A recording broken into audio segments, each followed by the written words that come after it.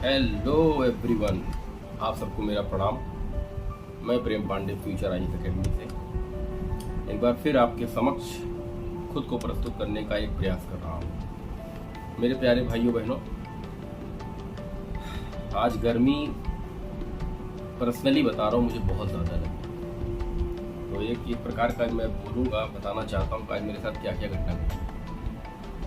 Actually मैं morning में थोड़ा लेट में उठता हूँ क्योंकि रात में थोड़ा सा देर में सोता हूँ, तो लेट में उठता हूँ। तो फिर उसके बाद उठने के बाद अपनी दिनचर्या निपटाने के बाद मैं जिम गया था एक्सरसाइज के लिए। थोड़ा सा मैं योगा कार्डियो वगैरह करता हूँ, तो वहाँ गया मैं और मैंने, पता है, आज मैंने बहुत सारी एक्सरसाइज भी की, बहुत सारा मेहनत किया, बहुत सारा पसीना बहाया।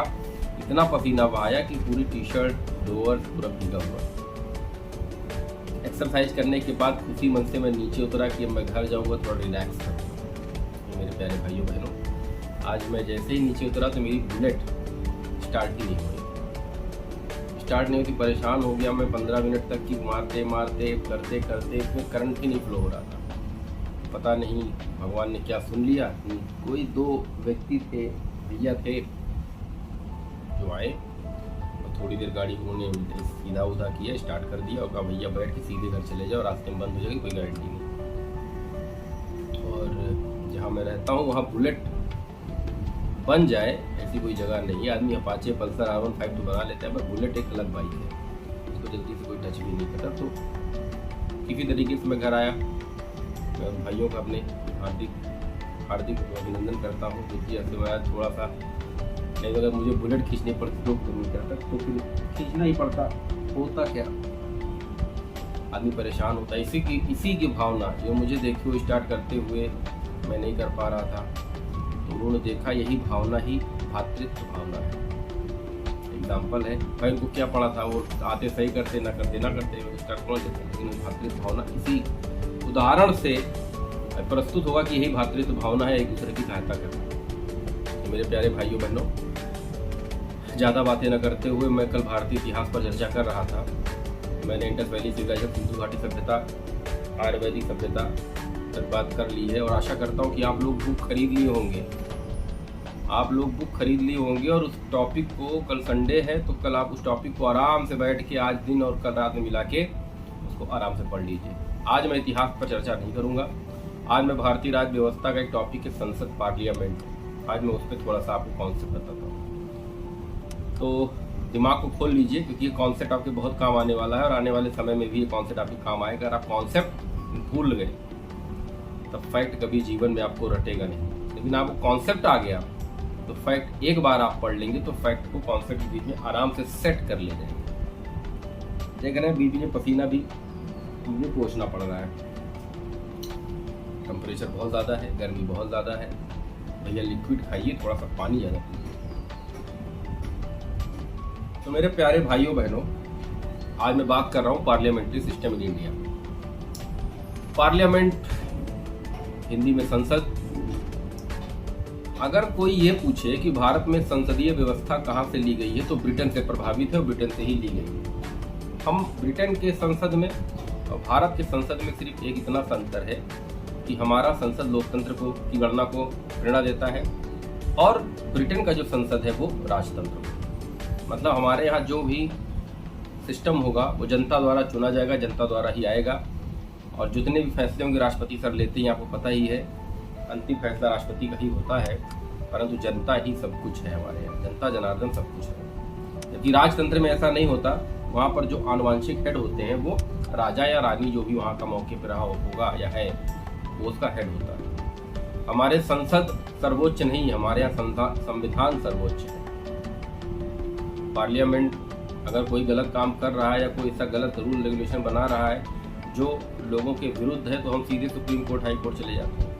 तो कहीं ना कहीं संविधान अप्रत्यक्ष और प्रत्यक्ष दोनों रूपों से ज़्यादा मजबूत है भारत। क्यों मजबूत है? एक लोकतंत्र की स्थापना है। तो मेरे प्यारे भाइयों बहनों, जैसा कि आपको पता है संसद के 3 प्रमुख अंग हैं, एक विधायिका, एक कार्यपालिका और एक न्यायपालिका। विधायिका में वह लोग बैठते हैं जिनको जनता चुनती है, वो चुनकर आते हैं।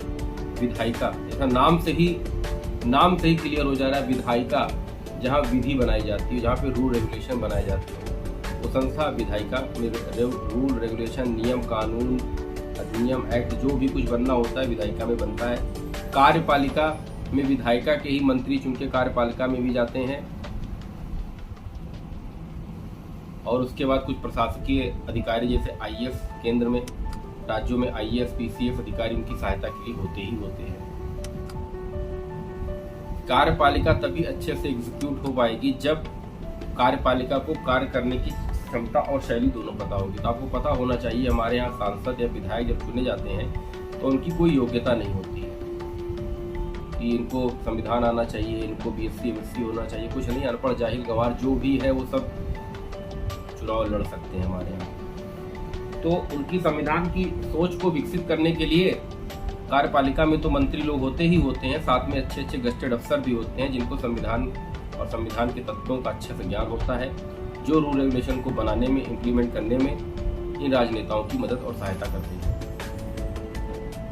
तो मेरे प्यारे भाइयों बहनों, हमारी विधायिका रूल बनाती है, कार्यपालिका उसी रूल को एग्जीक्यूट करती है, और उस रूल रेगुलेशन में अगर कोई त्रुटि होती है तो तीसरा जो हमारा पिलर है न्यायपालिका, वो उस नियम और कानून को रद्द करने की पूरी ताकत रखती है। विधायिका विधि बनाएगी, कार्यपालिका एग्जीक्यूट करेगी, और न्यायपालिका ये देखेगी कि जो नियम और कानून बनाए गए वो सही है या नहीं। कहाँ से लिया गया है संसदीय प्रणाली भारत की? ब्रिटिश से। आपको पता होना चाहिए कि अमेरिका में ऐसा नहीं है। अमेरिका में ऐसा नहीं है, वहाँ पर राष्ट्रपति सर्वोच्च है और वो डायरेक्ट ऐसे मेंबर्स को चुनता है जो उसकी कैबिनेट में बैठते हैं, उसकी कैबिनेट में बैठते हैं। वो जनता द्वारा चुने नहीं जाते, उसको राष्ट्रपति डायरेक्ट इलेक्ट करता है अपनी सहायता के लिए कि भैया ये इम्पोर्टेंट आदमी है, इसको हमारी सहायता के लिए रखा जाए, ये है, ये इस विभाग का अच्छा आदमी, इस विभाग की इसको अच्छी जानकारी, इसको हमारे साथ रखा जाए। और हमारे यहाँ क्या है? हमारे यहाँ जनता चुनती है, और वहाँ क्या है? राष्ट्रपति चुना जाता है, लेकिन जो कैबिनेट होती है उसकी वो राष्ट्रपति खुद अपने हिसाब से चुनता है, जिसको हम बोलते हैं कि वो कैबिनेट राष्ट्रपति के पीछे से काम करती है। इसलिए उस कैबिनेट को किचन कैबिनेट के नाम से भी जाना जाता है, किचन कैबिनेट। और शैडो कैबिनेट के नाम से, शैडो कैबिनेट भी होती है एक तरीके की, शैडो पॉलिटिक्स। शैडो के बारे में कोई जानता है? शैडो कैबिनेट क्या होती है? कमेंट करके मुझे बताइए, शैडो कैबिनेट क्या होती है? ये प्रश्न है आपके सामने, शैडो कैबिनेट क्या होती है? तो विधायिका में जनता द्वारा चुने गए व्यक्ति आएंगे और उन्हीं में से प्रधानमंत्री कुछ प्रमुख लोगों को क्षेत्रीय हिसाब से मंत्री पद घोषित करवाएगा। राष्ट्रपति से बोलेगा भैया ये लोगों को ये पद सौंप दिया जाए। तो राष्ट्रपति प्रधानमंत्री की सलाह पर ही मंत्रियों की नियुक्ति करता है, स्वयं से नहीं। और हमारे यहाँ कोई भी कैबिनेट में कोई भी मंत्री बन सकता है, डायरेक्ट बन सकता है, लेकिन बनने के 6 माह के भीतर उसको लोकसभा या राज्यसभा की सदस्यता ग्रहण करनी पड़ेगी। डायरेक्ट मंत्री बनाया जा सकता है प्रधानमंत्री की सलाह पर राष्ट्रपति द्वारा, परंतु मतलब ये कि 6 महीने के भीतर उसको लोकसभा या राज्यसभा में से किसी एक सभा का सदस्य होना जरूरी है, अन्यथा 6 महीने बाद उसका जो मंत्रित्व है, उसका पद है, वो ऑटोमेटिक समाप्त हो जाएगा। ठीक है? तो मेरे प्यारे भाइयों बहनों, संसद, लोकसभा, राज्यसभा, लोकसभा और राज्यसभा में क्या अंतर है, इसके बारे में आप लोग मुझे लिख के बताइए, पढ़ के बताइए। लोकसभा क्या होती है, राज्यसभा क्या होती है। और राज्यों में विधायिका, विधानसभा और विधानमंडल, विधान परिषद और विधानमंडल क्या होते हैं। और मैंने आपसे स्टार्टिंग में एक बार पूछा था कि कितने राज्यों में आज विधान परिषद है, इसके बारे में भी आप लोग मुझे कमेंट करके बताइए। हमारे यहाँ का जो संसद है वो वेस्टमिंस्टर मॉडल पर आधारित है। वेस्टमिंस्टर मॉडल ब्रिटिश की एक मॉडल है जिसके आधार पर हमारा संविधान संसद का निर्माण करता है। ये भी क्वेश्चन पूछा गया है। तो एक राजनीतिज्ञ हैं, क्या नाम का, राजनीतिक पुस्तक लिखते हैं डॉक्टर जेनिंग्स ने इसको वेस्टमिंस्टर मॉडल पर आधारित बताया है, ऐसा माना जाता है। परंतु संसद जो नियम और जो कानून बनाएगी वो लोकतंत्र को देखते हुए कि किसी की मौलिक अधिकार का हनन तो नहीं हो रहा है, किसी कानूनी रीतियों का हनन तो नहीं हो रहा है, किसी का व्यक्तिगत अधिकार का हनन तो नहीं हो रहा है। ऐसे रूल रेगुलेशन को बनाती है कौन? संसद बनाती है। अगर लोकसभा बनाएगी तो लोकसभा अपने पटल पर चर्चा करवाएगी उस कानून उस नियम का, तो उसके बाद वो राज्यसभा जाएगा, फिर दोनों सदन चाहेंगे तो संयुक्त बैठक कर लेंगे आपस में, अगर कोई डिस्प्यूट है दोनों सदन साथ में बैठक करेंगे। उसके बाद राष्ट्रपति साहब के पास जाएगा, राष्ट्रपति साहब उसको देखेंगे, पढ़ेंगे, अगर उनको लगता है कि कुछ त्रुटि इसमें फिर से उसको वापस भेज देंगे। लेकिन फिर से अगर दोनों सभाओं ने उसको पुनः पास कर दिया ध्वनि मत से, तो राष्ट्रपति को उस पर साइन करना ही पड़ता है। इसलिए क्वेश्चन पूछा गया है कि भारत का राष्ट्रपति मात्र एक रबड़ स्टैंप है, इसकी व्याख्या करें। कोई पावर भारत के राष्ट्रपति को नहीं दी गई है। भारत का राष्ट्रपति सिर्फ एक रबड़ स्टैंप है, बल्कि हेड ऑफ गवर्नमेंट कौन है? हेड ऑफ गवर्नमेंट कौन है? राष्ट्रपति। और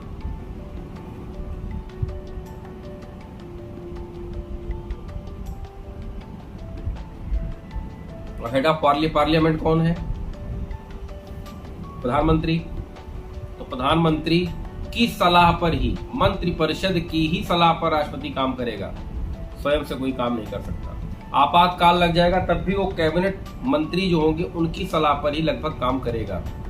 एकदम स्वायत्त हिटलर नहीं है। क्या पता कल को आपातकाल लग जाए, राष्ट्रपति साहब कहे कि नहीं, ये पूरा का पूरा जो शासन शक्ति है वो सब राष्ट्रपति अपने हाथ में ले ले हमेशा के लिए। इसीलिए हमारे यहाँ हर महीने जैसे आपातकाल लग गया, फिर एक महीने बाद उसका रिव्यू लिया जाता है कि आगे बढ़ाया जाए कि नहीं बढ़ाया जाए। अगर कहते हैं हाँ भैया बढ़ाया, तो 6 माह के लिए बढ़ाया जाता है, फिर 1 साल के लिए, 2-3 साल, मतलब बिना रिव्यू लिए। आपातकाल या कोई भी ऐसा संकट है जिसके लिए आपको राष्ट्रपति शासन लगाना पड़ रहा है, तो बिना रिव्यू के उस शासन को आगे पीछे नहीं किया जा सकता है, क्योंकि भारत एक लोकतंत्र है, लोकतंत्र से छिड़खानी यहाँ नहीं हो सकती। तो संसद में ये सारी चीजें जो मैंने आपको बताई, आपसे मैंने 2 प्रश्न यहाँ पूछे, संसद में राज्यसभा और लोकसभा के बीच में अंतर क्या है, हम लोग इस पे मंडे की क्लास में चर्चा करेंगे। कल हम लोग का वही मोटिवेशनल थोड़ा लेक्चर होगा। थोड़ी देर आप लोगों से मैं भी बात करूंगा। हर दिन इतिहास और भारतीय राज्य व्यवस्था पर ही बात होती रहती है, तो उस दिन हम आपसे बात करेंगे और आपको कहानी के माध्यम से, आपको प्रेरणाओं के माध्यम से आपके दिल में इस जगह को बनाने का प्रयास करेंगे, क्योंकि टीचर तो बहुत यूट्यूब पर पढ़ा रहे हैं।